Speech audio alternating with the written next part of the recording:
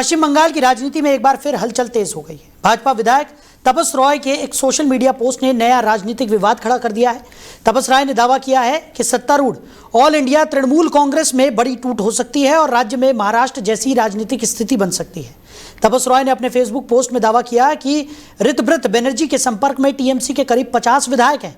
उन्होंने टीएमसी के चर्चित नारे खेला होबे का जिक्र करते हुए कहा कि आने वाले समय में असली राजनीतिक खेल देखने को मिल सकता है। भाजपा विधायक ने यह भी आरोप लगाया कि मुख्यमंत्री ममता बनर्जी के नेतृत्व वाली टीएमसी के अंदर असंतोष बढ़ रहा है और पार्टी आंतरिक विरोधाभासों से जूझ रही है। हालांकि टीएमसी की ओर से इन दबावों पर तत्काल कोई आधिकारिक प्रतिक्रिया सामने नहीं आई है। तपस रॉय के बयान के बाद राज्य के राजनीतिक गलियारों में चर्चाओं का दौर तेज हो गया है।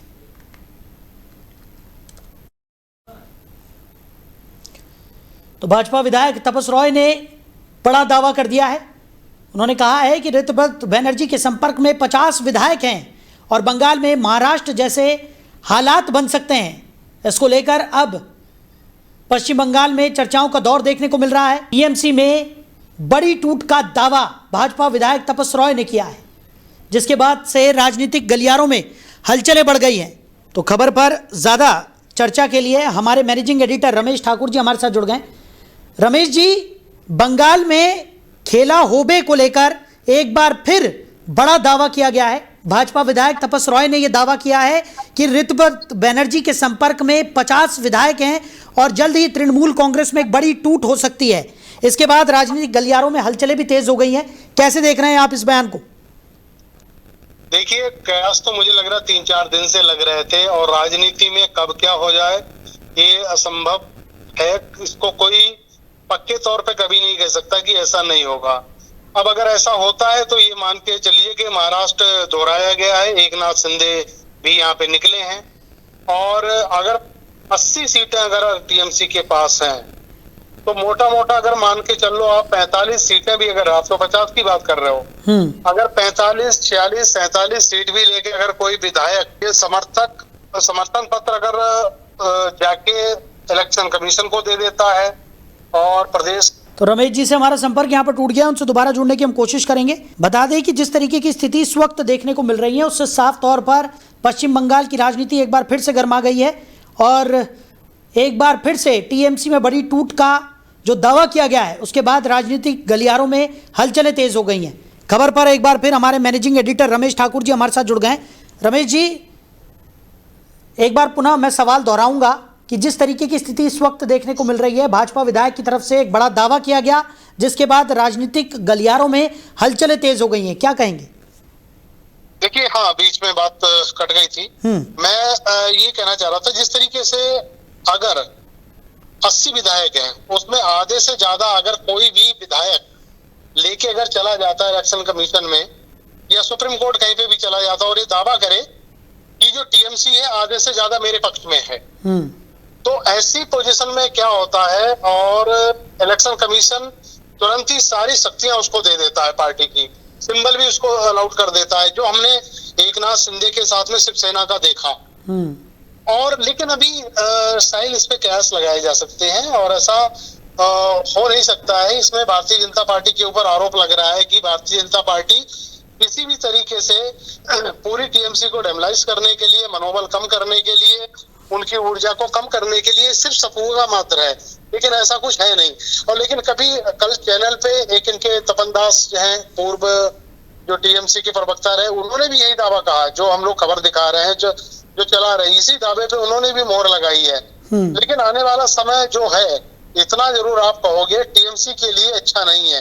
हालांकि बुरा वक्त तो मैं कह रहा हूँ जब 4 तारीख के जो रिजल्ट आया तो उसी समय से बुरा शुरू हो गया था, लेकिन आने वाले समय में अब भारतीय जनता पार्टी ने टीएमसी को उस मोड़ पे लाके छोड़ दिया कि अब आगे आप भविष्य में सरकार बनाना तो छोड़ो, अब आप अपनी पार्टी बचा लो, किसी तरीके से अपना जनाधार बचा लो, अपना सिंबल बचा लो। तो मुझे लग रहा है उसी मोड़ पे लाके जो ममता बनर्जी को खड़ा कर दिया गया है। बिल्कुल, और सबसे बड़ी चर्चाएं भी इसी बात की हैं कि अब ममता बनर्जी की आगे की रणनीति क्या होगी, क्योंकि जिस तरीके की खबरें निकलकर सामने आ रही हैं, चाहे वो टीएमसी में बड़ी फूट का दावा किया जा रहा हो या फिर जिस तरीके से टीएमसी के अंदरूनी जो मसले हैं उनको लेकर भी अलग अलग तरीके के दावे किए जा रहे हैं कि पार्टी में सब कुछ ठीक नहीं चल रहा है।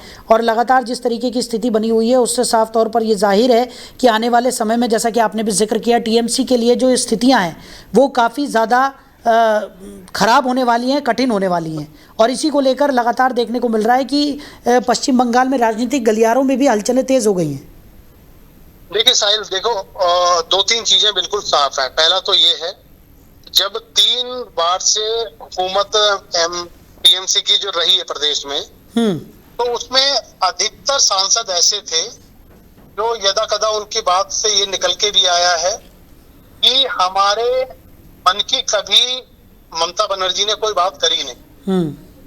अब उन्होंने ये भी कहा है कि हम तो सदैव से ये कहते रहे कि भैया ये जो घुसपैठियों का मामला है, बांग्लादेशियों का मामला है, इसको आप हल करो, लेकिन ऐसा नहीं किया जा रहा था।